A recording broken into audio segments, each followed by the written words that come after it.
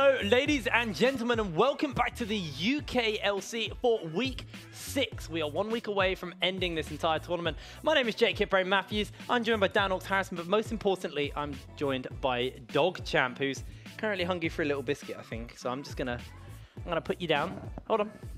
Come here. Come here. There you go. Good girl. All right.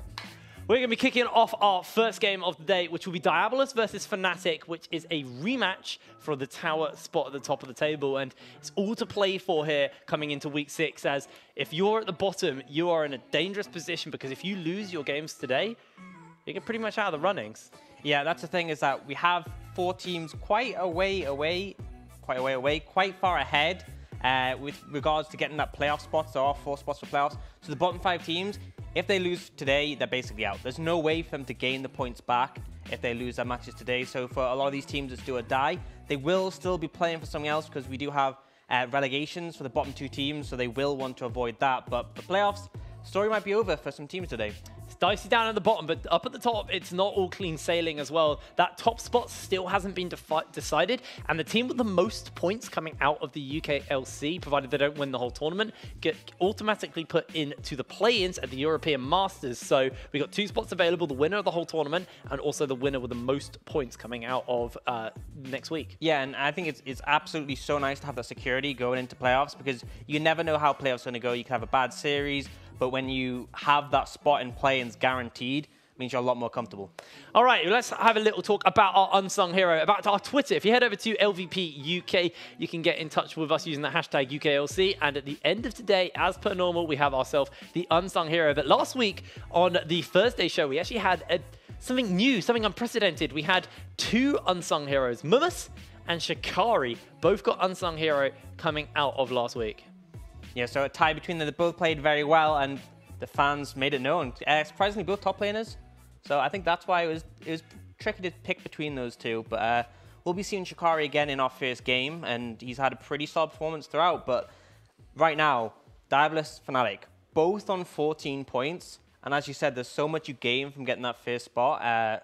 It's going to be a heated matchup. Definitely going to be a heated matchup. Now, if you did miss the heated matchup from last week, which was the original time match of Diabolus versus Fnatic, you can head over to our YouTube channel, LVP UK, where you can watch all of the old VODs back and the tower challenges and stuff like that. Don't watch it yet. Wait till after the show.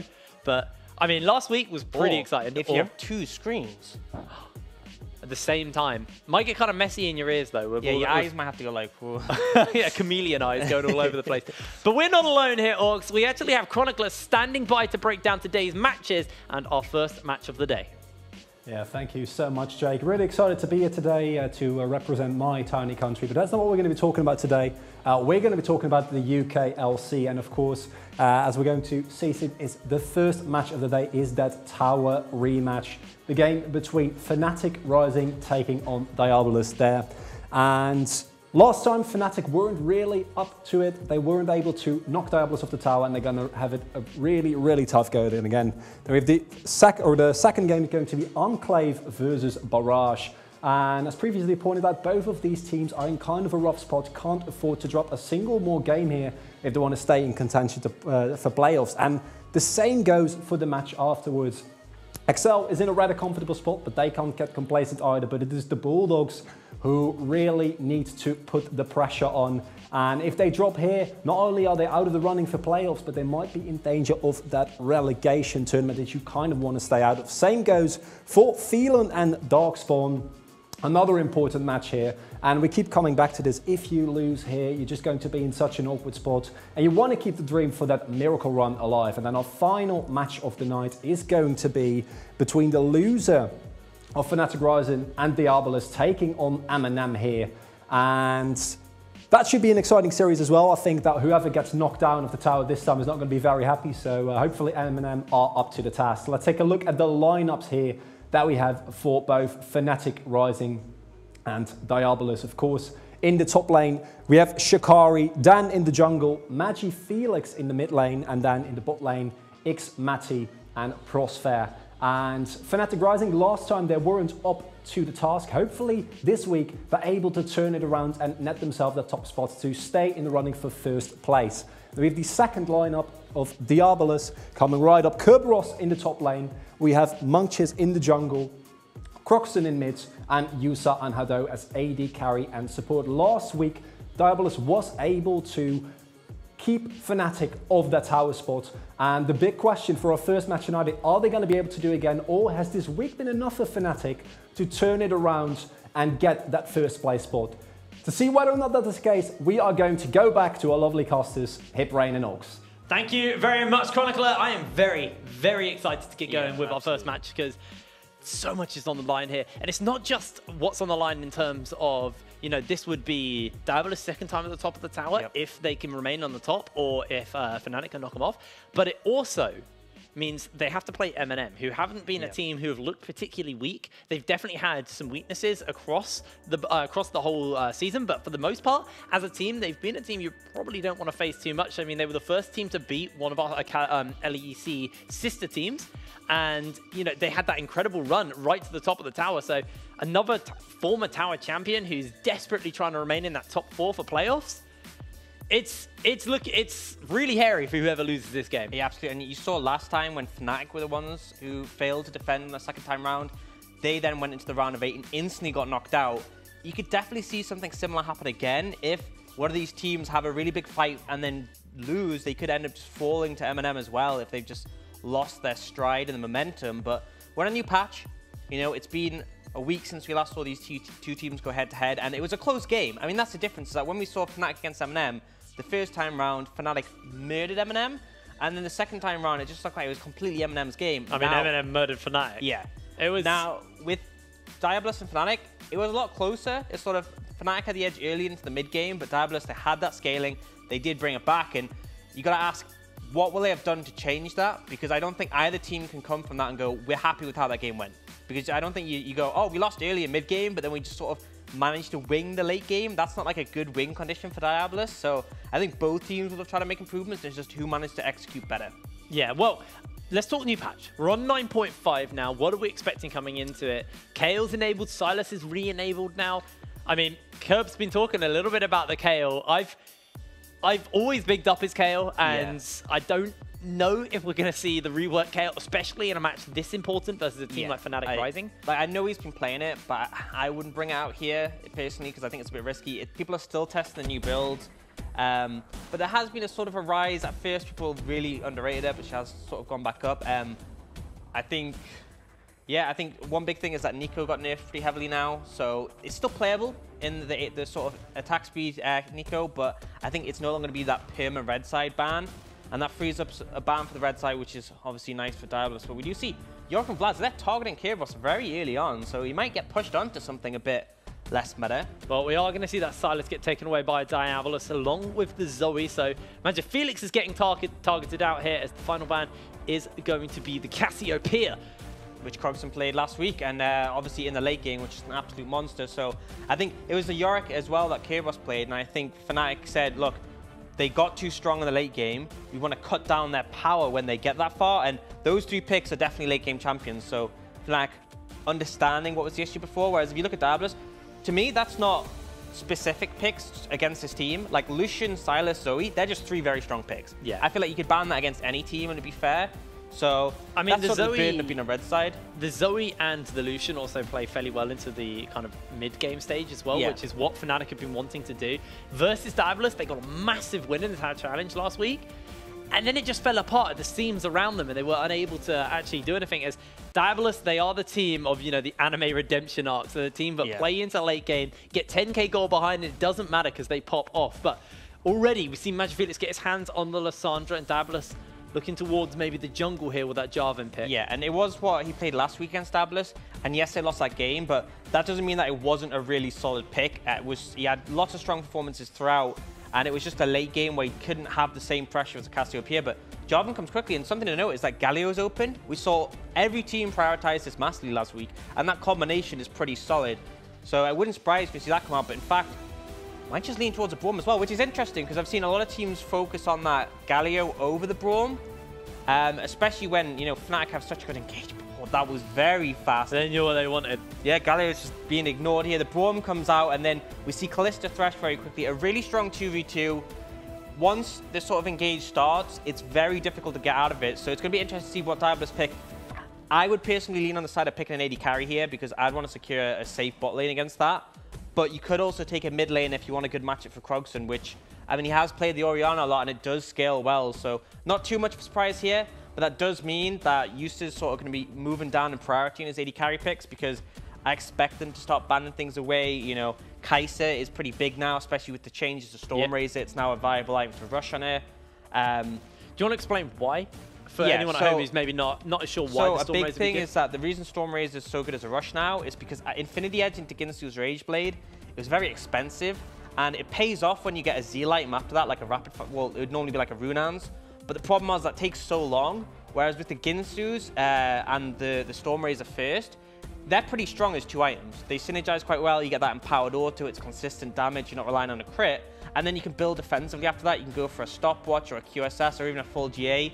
So I think it's just that versatility, and the biggest thing is that you get the evolved E very quickly. Because if you go in the Infinity Edge and then the Ginsu's Rageblade, or then, well, it's normally you go BF double pickaxe into Rageblade into Infinity Edge, but normally you're waiting a really long time before you get the evolved E, and so the new build sort of gets it quicker.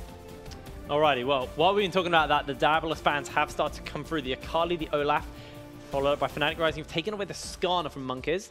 Looking towards their last ban with the Vayne at Yusa. Yeah, that's a fair one, because again, it would have a lot of scaling. If they manage to get it out of the laning phase, would be solid. Kai'Sa's still available. We see 2 fairly standard junglers. Dan played a lot of that Olaf, and then the Skarner has had some quality of life buffs to Aspire, so should expect to see him a bit more in this patch. And then Akali, again, not broken like she was before, but she's definitely back in the meta. Question will be, what will Yusa take? I think it's granted you're going to take AD carry here. You don't want to reveal that Jarvan flex, and Kai'Sa makes a lot of sense. It's something he's had a lot of success on.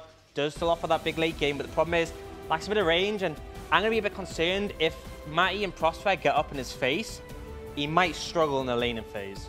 All right, we're going to have to see how they do play that laning phase, because X-Matty and Prospect, you know, Prospect came into the season with something to prove, but, you know, he is an aggressive support, not a support who sits back. But speaking of aggression, can Shikari get his hands on the Kennen and Dan with that Nocturne? So looking towards Fnatic Rising here, they have an incredible mid game. Yeah, I mean, they're engaged in their team fight. I mean, you have this Orianna and this Kai'Sa you want to defend. It's going to be very difficult when you look at the composition. They have so much engage, and if you try and ever start a Baron or you get trapped in an area, you'll get punished massively. We do see... Back to the curb special. Yeah, I think Cho'Gath is actually decent in a cannon because you're so bulky and your sustain so good, you can kind of shake off his poke. He also did get some slight buffs in this patch, it just put him in a better position. But basically, for me, Diabolus have got this. We want to protect our backline, who are going to put out loads of damage, and their front line is so beefy. If you don't get through them, if you don't manage to get round and find a flank, Diabolus just win every time. I mean, the question for me is Kerberos going to go down his old Triforce route? Probably not, because he's playing into a Kennen, and he'll probably just go magic resist. The real thing is I wonder whether or not Shikari goes for like an on-hit build and just looks to split push, or if he goes for the more team fight build, which we normally see at the moment, and that's just like the AP build. Yeah, I mean, he has the flexibility here. We'll probably see from what runes he goes. I think if you go the sort of attack speed, you can take the Cho'Gath down later on, but it means you're very much committing to that style of play. Whereas, I mean, to me, Fnatic, they're basically their consensus of the whole game is find these carries and murder them. I mean, they have Nocturne, Lissandra, Kennen. That's like an AD carry's worst nightmare. So it's going to be a big burden on Krogson and Yusa to survive. And I think Fnatic realized what the issue was. This Cassiopeia staying alive for so long, the Lucian staying alive for so long last week, and they've given themselves the tools to stop that from happening. The question is can they do it this time? They went 10k gold up over Diabolus, and then at 30 minutes, Diabolus got back in control of the game and turned it around, and it was a slug for them. But Diabolus, you know, they want to win this nice and clean here, but they've already put themselves towards a more later game team here. Yeah. The question is, are they just going to sit on their laurels? I feel like Diabolus are kind of calling a lot of the teams out in the UK with their picks at the moment, where they go, you guys can't close in mid game. We play for late, and we just try to smash you in the late game. Fnatic are a team who definitely played better for the early, but they really struggled to close it out in that mid game stage when they had that big gold lead versus Diabolus last week. It's all to play for here. This is the difference between first and second. This is the difference between almost guaranteeing yourself at least play-ins at EU Masters and not. Yeah, and as well, because you will be the tower champion, you get extra points from that. So Big game for both. Well, we're loading through onto the Summoner's Rift for our first game of the day. First of 5, the Tower rematch. Diabolus taking on Fnatic Rising. Diabolus is still the current Tower champions. Fnatic looking to try and get on top of that tower for the 3rd time here at the UK League Championship. Yes, something to note, we do see the Klepto coming out from Chikari. This is fairly typical when you're into, I guess, a free matchup like the Cho'Gath where you can just poke him down. So you'll be able to get extra gold generation from that, get those items quicker. And then the big one as well is Yusa taking the fleet footwork on the Kai'Sa. So you can still take press the attack with the Storm Razor Rush, but obviously what the Storm Razor does is it gives you that empowered, energized effect. So it actually buffs the strength of fleet footwork. Gives you a nice chunky heal. Yeah, absolutely. Does it improve the movement speed you get off it as well? Or is it just the heal effects? I think it's just a heal. There's a couple of effects it doesn't adjust. And I think the movement speed... 110 gold! Wow. Oh, what a coin bag to get for Chikari. I mean, he can't get anything with it right now, but... Yeah, I mean, I'd take it. That's already a gold lead to Fnatic at 1 minute 30. I'm not certain about the movement speed. I know that there's some stuff, like the range on rapid fire cannon doesn't get changed. It doesn't? It doesn't. Oh. But I saw this tweet earlier. Yusa, AD for Diabolus. I had a dream that we beat Fnatic and pretty much secured a spot at the European Masters. That means it's confirmed, right? I don't know, Yusa. So we'll have to see. Is it? He has put himself in a tricky lane situation because Callisto Thresh to me is just so strong. The level 2 spike is massive. I used to play this a lot. When I used to play, it was my lane to abuse. And there's not a ton of counterplay unless if Mighty or Prospect oversteps, you have a lot of single target CC and damage between a Kai'Sa Braum. Like you get the Braum passive, you get the Kai'Sa passive, you stack it up, you can take someone out. But the big thing is that Haddo's gone heal. So that really says to me they're just looking to farm and not fight the 2v2. So, I mean, if Yusa and Haddo survive this laning phase, it's great. But, you know, they've got to make it happen. Another tweet I agree with. Dogchamp is not the only unsung hero, but the MVP. It's not only the unsung hero. I read that right, I promise. Yep. We are 2 minutes into the first game, and I'm already reading things wrong. So, interesting It's a positive start. Might be a gank coming in bot. And Monk is only level 2. Does have that flag and drag at least available, but won't be able to slow them with a shield. Trying to pop them out for the moment. Monkus comes in. Prospect just instantly flashes out. Even lands the hook here. Plays back Haddo, and you have to get a bit of poke onto him, just chunking him down. Yeah, just lose that flash though. That's one of the big vulnerabilities with Thresh. Oh, I think the return gank might come in. Prospect doesn't have flash. They're stepping forward. The flash in. The concussive blows are going to go up. And down goes Prospect. First blood over to Yusa. I like the moves. They punish him once and then they come straight back. And the thing is, you can sort of expect the gank to happen, but when it happens straight away again, it's really difficult to deal with. I love how long Yusa holds that right at the end. As Monk has been very proactive on the map here. Krog's a little low. The claw's down. He's gone into a bad position. The red buff will be on. Flashes away from the flag. Monk is really proactive start to this game. Which is what you want to see because, I mean, Dan has done his standard start, which is clear all of my blue side jungle, clear all of my red side jungle, recall, clear some more jungle. That's just what Dan does. He is the farming monster. Whereas Monk he went from buff to buff, and then he literally has just been ganking since. He gets the flash from MagiFelix, he gets the flash from Prospect and a kill. It's what we want to see because we said that Fnatic have had the better early game in last week's matchup. But if Diabolus come out ahead early, it's going to be very difficult for Fnatic to get back into the game. Because, I mean, you look at their composition, and if these champions fall behind, and they aren't strong enough to dive the backline and kill them, you really got to ask, what can Fnatic do? Well, as we are cresting that 5-minute mark, Fnatic are ahead in gold, even though Diabolus got that first blood in the bot lane. A lot of that can come from this top lane here. Chikari with the Kleptomancy and the CS lead over Kerberos. Pretty much just free farming away. Yeah, I mean, the Cho'Gath can survive this lane, but it's not fun. You know, you will just take the CS in a tower, you will just farm up. It's not one of those situations where you're really going to die to him, because you can look at the top.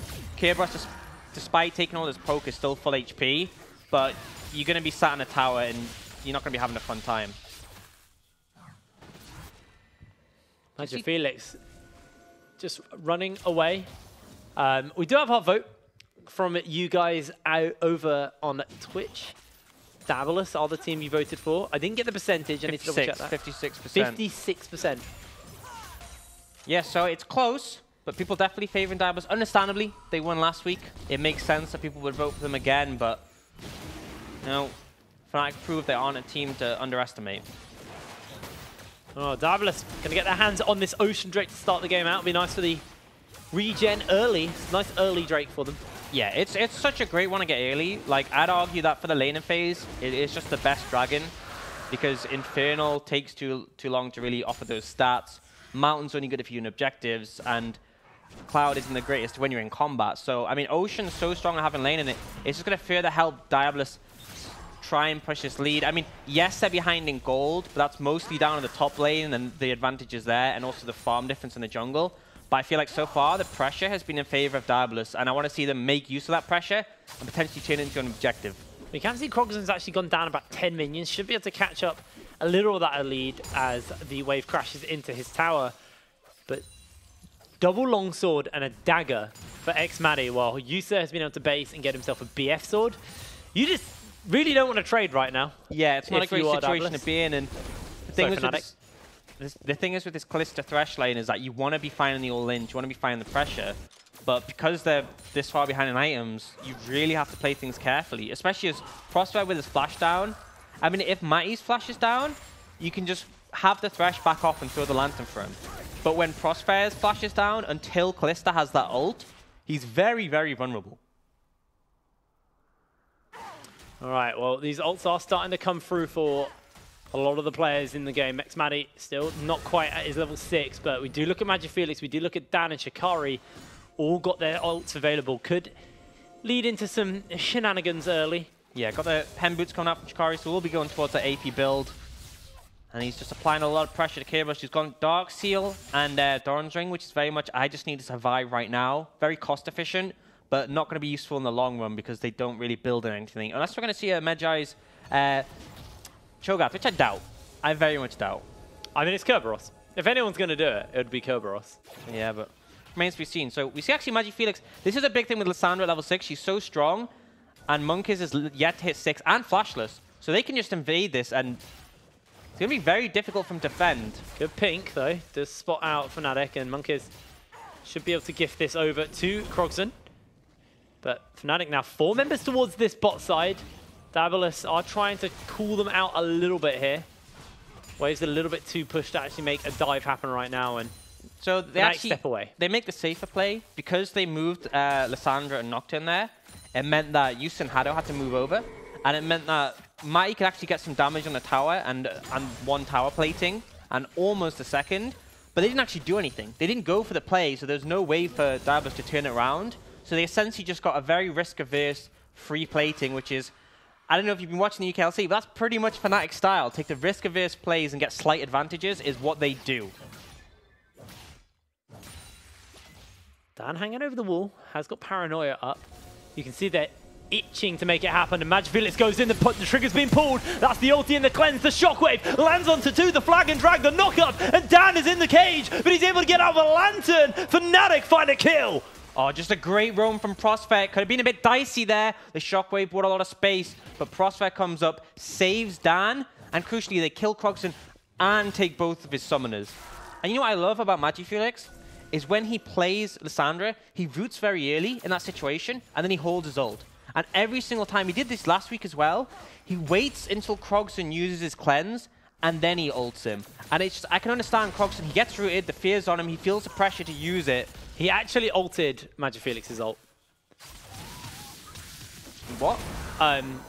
Kroxan. Kroxan cleansed Magifelix's ult.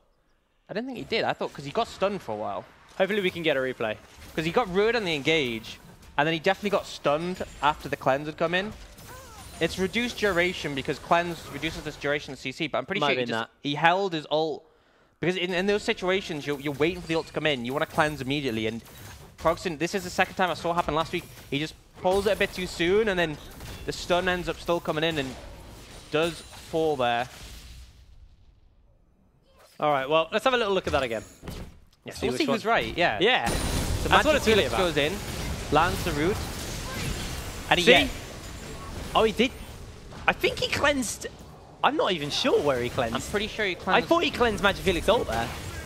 All right, let's have a replay again. I want to see who's right here.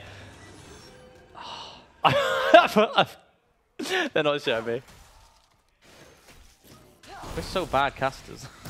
I love when we saw it in slow motion. We're like, I'm not sure who cleansed where there. I thought because I saw the stun come in, but it was a short stun. So either he cleansed the stun Fairly late. certain he cleansed it, but doesn't matter for now because Fnatic are going to get their hands on the Rift feel Herald. so bad here. Imagine if you were wrong and I was right. That would be real bad, dude.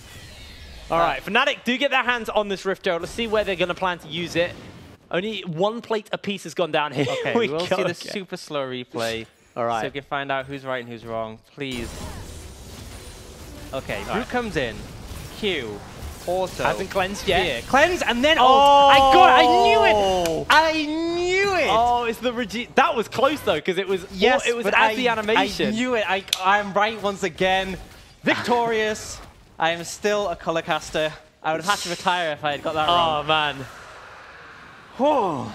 It was close though. It was real close. I know. So my point still stands. Magic Felix if he'd been half a second later as well, he actually might have been able to get out. The question you got to ask is, would Magic Felix have waited another half a second? Because it could have been the crucial. As soon as he saw the cleanse, he pops the ult. That is the question, yeah. So he did this last week as well. He did this last week as well. So I feel like Magic Felix is very, very good at waiting these things out. So see, if it was any other player than Magic Felix, in my head that would have been they just cleansed and ulted just like at the same time, and Magic Felix got his off just first.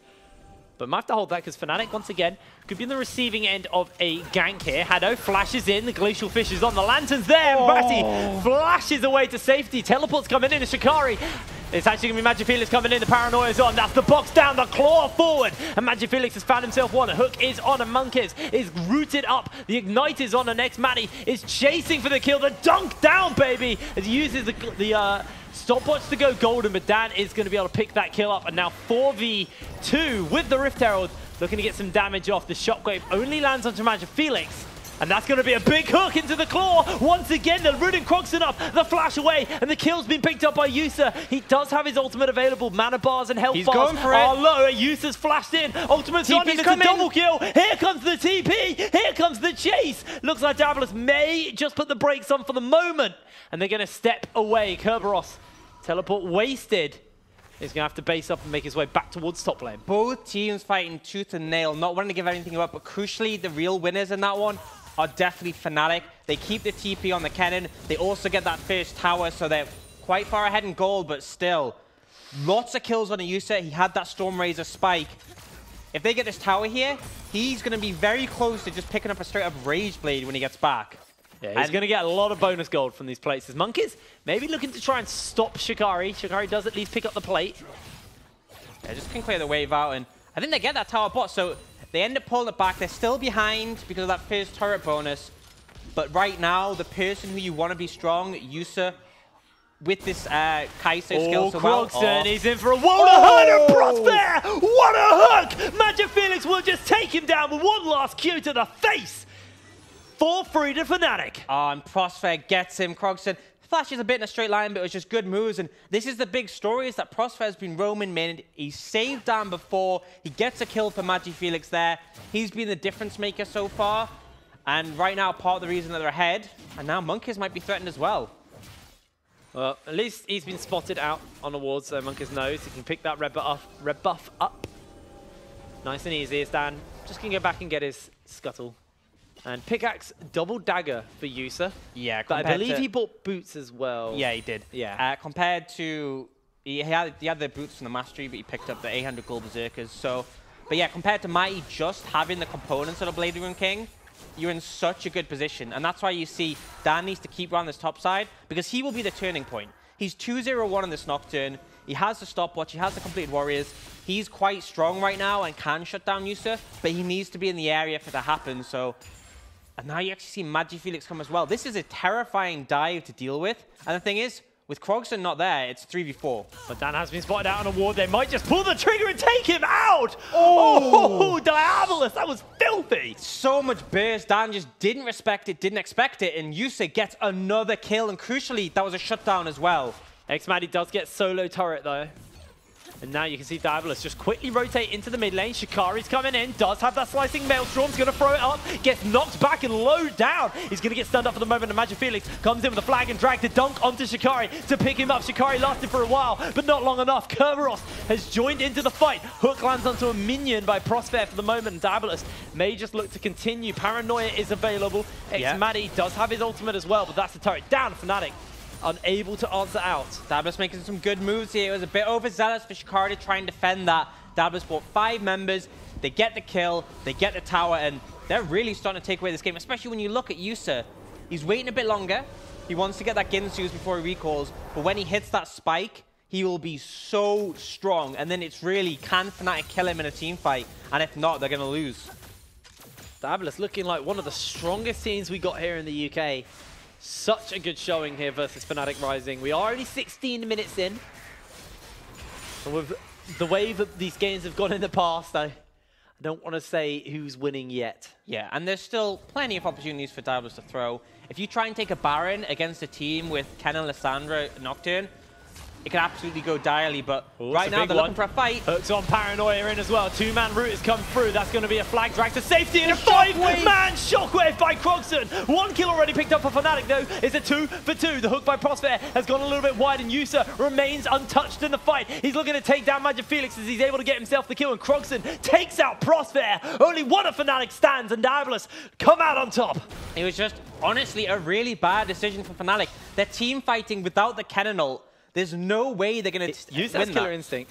He's not going to do it. I think he knows that the slicing Maelstrom's coming up soon. I wouldn't risk it, but they managed to get that Infernal Dragon, and I understand Fnatic want to contest it, but they just gave away 4 kills and lost it anyway, because without the Kennen ult, you're not going to win a team fight. It's just not going to happen. They didn't threaten Yusa at all there. He basically just sat out the fight. He sat on the edge, waited for things to happen, and then came and cleaned up. Yeah, and I mean, Krogson had a great shockwave. Was 4-man, not 5. Just, catch on that one.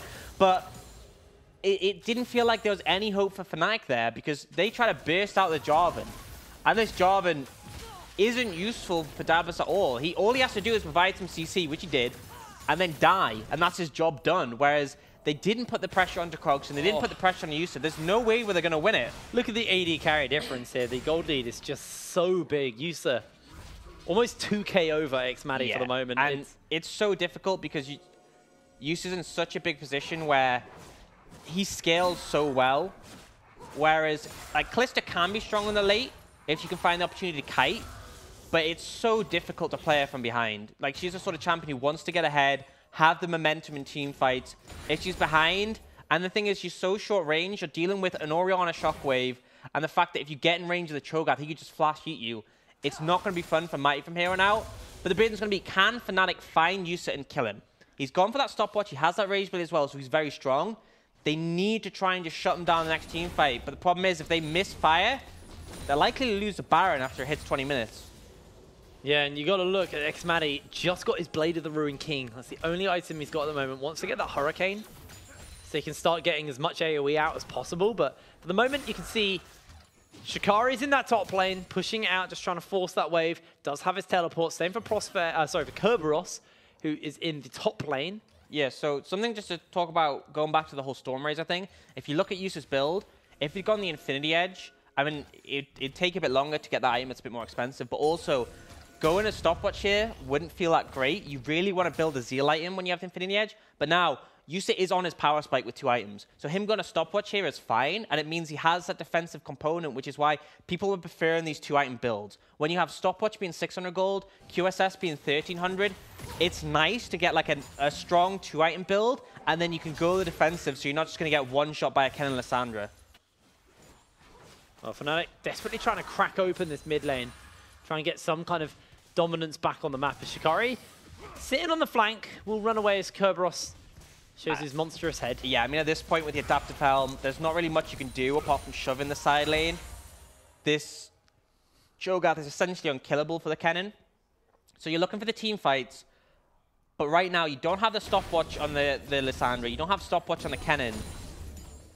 If you go in and you misplay, if there's any free moment, it's very realistic that Krogson and Yusa could just one-shot them, but they're just starting the Baron straight up away, and they've caught Dan's on the other side of the map. They've caught them sleeping. They didn't expect them to just rush it, and with the Cho'Gath as well, I just think there's no way they contest it. This is gone. It's already gone. That's going to be a Baron Nashor at 20 minutes and 13 seconds for Diabolus. See how well they can use that. Shikari's trying to push in one last wave here in this top lane, bot lane, sorry, but needs to get off fairly quick, otherwise Diabolus will just be able to outpush him for the moment. You see Fnatic quickly trying to put a band-aid on the situation. But just what can they do? Their wave clear isn't the best either, so they're going to really struggle against a Baron.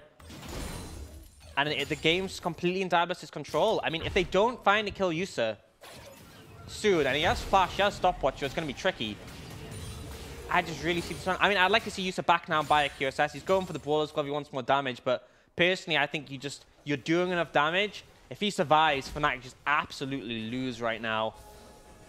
Well, X-Manny's got his Hurricane now, so like you said, relatively low range, but if he can get into that range for safely, we'll be able to clear out these minions nice and fast now. But I mean, it's the thing, if they manage to kill the backline of Progs and Yusa, X-Mighty can just kite the front line of Diabolus and eventually weather them down. I mean, it'll take about 100 spears, but once you have like 100 spears in that Cho'Gath, he will die.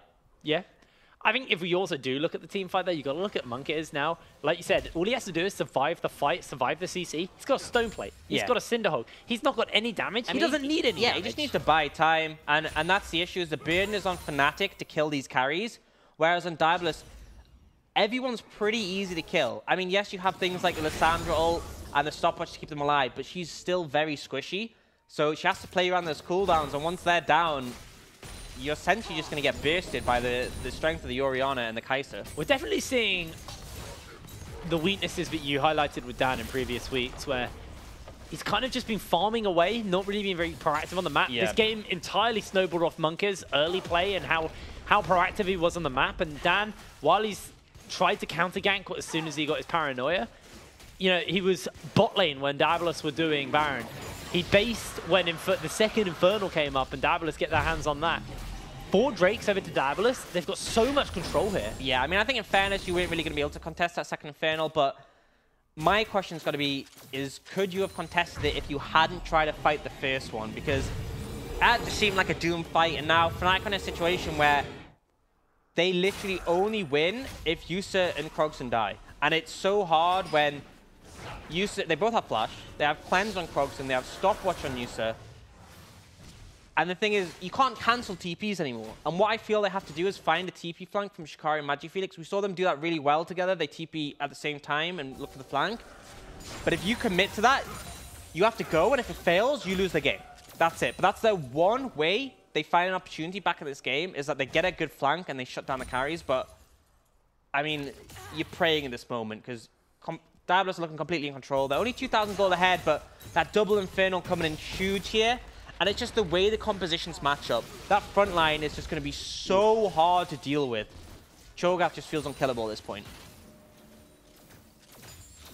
See how that front to back can go for the moment. But Diabolus using their Baron. They've got 11 seconds left of it, so only been able to get a couple of outer turrets so far. The teleports are coming in. This might be Fnatic pulling the trigger here. In goes the Glacial Fisher. MagiFelix looking to enter into the fray. Shikari goes in with a slicing Maelstrom. Locks the team down. The shockwave lands though. And it's a double kill picked up for Krogson. Now X-Manny gets executed out. Feasted and devoured down. And MagiFelix is the only one to stand. It's a full wipe for Diabolus. They thought they could get Yusa, but he still had his flash, still had his ult. He was got to safety, and then they turn around with a shockwave was huge. Diabolus completely in control for this whole game, and they're going to push and look for the end. Fnatic tried a ballsy move here, but 25 minutes on the clock. Diabolus might just look to try and close the game right here, right now. MagiFelix is the only one to remain. He does have his ultimate available. Roots up the team. Gonna ult himself. The turret is going to be the focus as MagiFelix 1v5 is running them low. Takes down one. Does get answered out in the back line though. Prosper misses out on the hook, and that will force Diabolus away for now. Yeah, they managed to save the game, but the question I've got to ask is, I said, they have to commit to that play. MagiFelix still had his flash, still had his stopwatch, still had his ultimate. That seems like some massive miscommunication. The fact that they went for that team fight, they were like, we were 100% going to commit onto Yusa, and then he just didn't go in.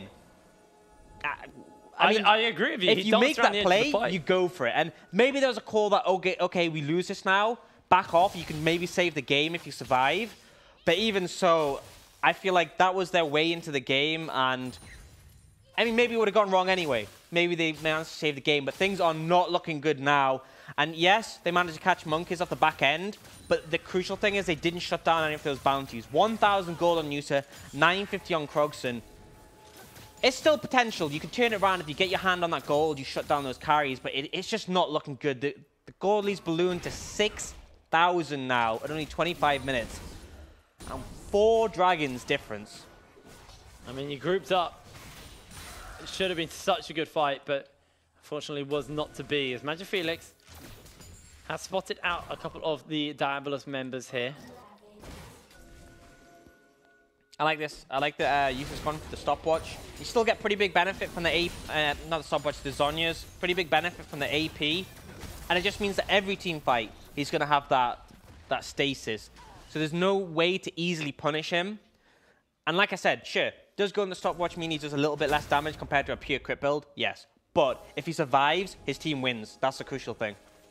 All right, well, Diabolus have been spotted out for the moment by that, but in comes Yusa looking to take out Dan. Not going to find it with the killer instinct. That's a good hook. Still have that Zhonya's, a 2-man play back into the box. The Zhonya's has been used. The claws in. A massive shockwave, but Shikari is coming with a slicing maelstrom. X-Matty is untouched in the fight for the moment, and Hado is slivering his way out. Magic Felix unable to get himself anything else. He goes down. Fnatic fall. The full ace once again for Diabolus. Oh, and it almost looked like they found it. Fnatic nearly had that team fight back, but Kerberos, he just eats Maddie, shuts things down, and the fight is over. But Yusa overstepped there, gets punished, but Diabolus still come out ahead. Good performance from them. The fight is over, and the rematch for the tower is over. As we enter into week 6 of the UK League Championship, Diabolus will remain on top of the towers. Fnatic will have to re-challenge M&M for another spot. And it was just one-sided. That's all I can say. I mean, other than that last team fight and the early one around bot lane, it felt like Diabolus were in control for the whole time, and it begs the question because it felt like there were some disjointed plays from Fnatic, and it felt like Dan, who's constantly gone for this power farm jungling, Monkeys went, well, stop that, I'm just going to gank, and it worked. And that last fight where it almost looked like Fnatic, part of you thinks, yeah, what happens if if they hard committed for that last fight, the other fight, and Magic Felix had gone in? Maybe that fight would have been different. Yeah. Maybe they would have come out on top. But, you know, there's a lot of what ifs and, you know, what could have Fnatic done differently. But Diabolus, they pretty much did everything perfectly coming into this game. I will give them credit. They played very well. The only thing that really raises question marks is that last team fight from Yusa. But either way, it was just a solid performance all around. And there's a reason they've managed to defend. They're the only team to manage to fully defend the tower. Yeah. You know, so credit to them. Credit to them. But we do have our MVP coming out of that game, and it's Monkeys, the jungler for Diabolus. And, you know, he didn't have the flashiest game. He wasn't like the Krogson Shockwaves.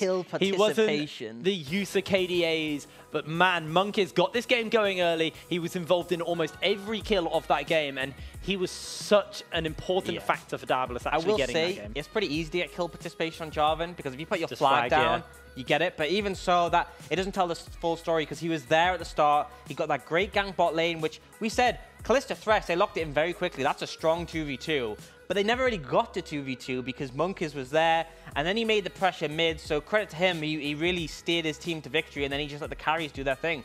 Well, that was only the tower rematch here, so we still got 4 more games to come up today. So let's have a little look at the bracket and see what is going to be going on. Obviously, our first game of the day will be Enclave versus Barrage.